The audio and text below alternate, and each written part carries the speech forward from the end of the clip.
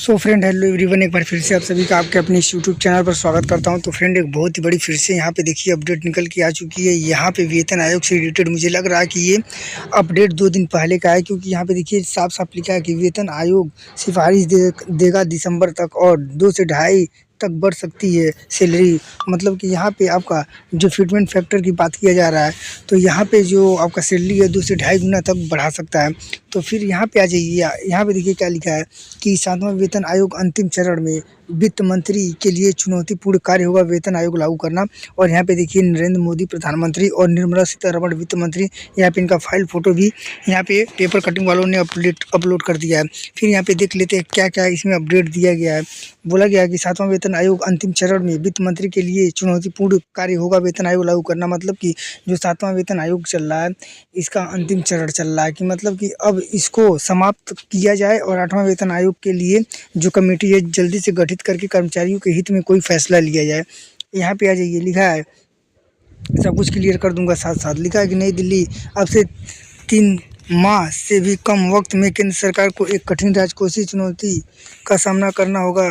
भले ही यह संकट पूरी तरह उसका पैदा किया हुआ न हो, लेकिन राष्ट्रीय जनतांत्रिक गठबंधन सरकार खुद को इस दोष से बचा नहीं सकती। उसने इसके दुष्प्रभावों से निपटने के लिए सही वक्त पर कदम नहीं उठाए। हम मतलब कि जो 7वां वेतन आयोग है, इसका जो लास्ट चरण चल रहा है, इसको खात्मा किया जाए और साथ ही साथ वेतन आयोग पे गठित करके कमेटी तैयार किया जाए, कमेटी गठित किया जाए और उस पर कोई ना कोई निर्णय लिया जाए। फिर यहाँ पे आज ये लिखा है कि संयुक्त प्रगतिशील गठबंधन सरकार ने अपने दूसरे कार्यकाल के उत्तरदूत के एक खास नीतिगत पहल कर्मचारी संसद के अधिनियम के तहत गठित नियामकीय संस्थान रिजर्व बैंक को छोड़कर और सर्वोच्च न्यायालय सभी शामिल थे। यहाँ पे आ जाइए, यहाँ पे देखिए क्या लिखा है कि आम चुनाव के इन पहले वेतन आयोग के गठन को लेकर शुरू हुई बहस में एक अहम पहलू की अनदेखी कर दी गई। फिर एक अलावा पहलू यह था कि उक्त आयोग को रिपोर्ट पेश करने के लिए आदेश के दिन से 18 माह का समय दिया गया, लेकिन इसका अर्थ यह हुआ कि राज्य सरकार इन अनुशंसाओं पर कदम उठाना होगा। मतलब ये बोल रहा है कि इसका अर्थ यह हुआ कि राज्य जो सरकार है इन अनुशंसाओं पर कदम उठाना होगा, मतलब कि इस पर कुछ ना कुछ इनको कदम उठाना ही पड़ेगा। फिर आगे आ जाइए, आगे इसमें देख लेते हैं क्या क्या बोला गया है।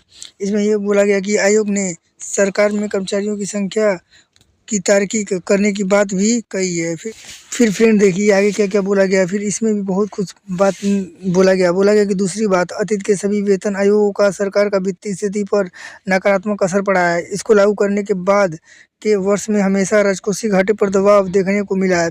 वेतन आयोग की अनुशंसाओं का असर राज्य सरकारों के वित्त पर भी पड़ा है, क्योंकि वे इन अनुशंसाओं को स्वीकार कर ही लेते हैं। आयोग के सुझाव को लेकर केंद्र सरकार प्रक्रिया में यह बात शामिल होनी चाहिए।